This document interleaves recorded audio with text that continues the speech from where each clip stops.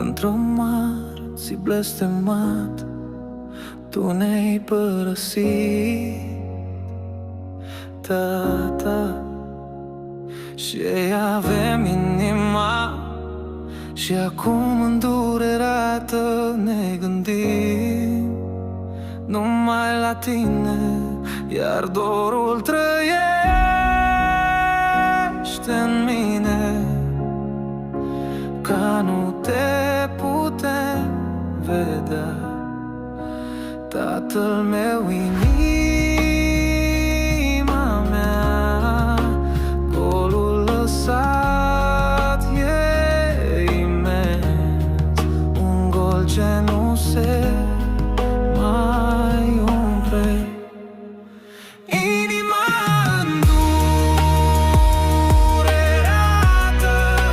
plânge încet, disperată. Dorul te cheamă mereu, într-un ecou fără preț. Amintirile ne dor ca niște tăieturi adânci în sufletul meu pur. Te port mereu în gânduri și în fiecare noapte.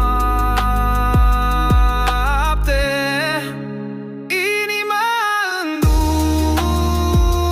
îndurerată plânge încet, disperată.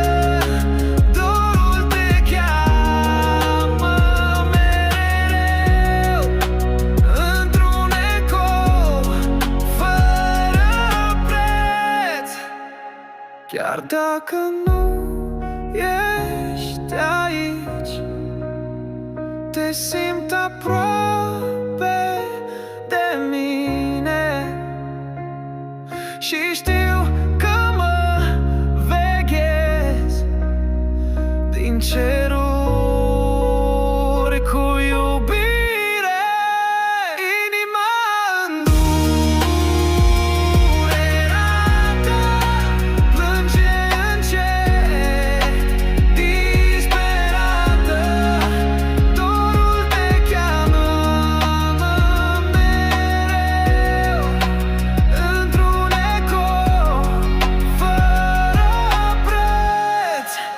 Tatăl meu, inima mea, vei rămâne mereu în inima mea.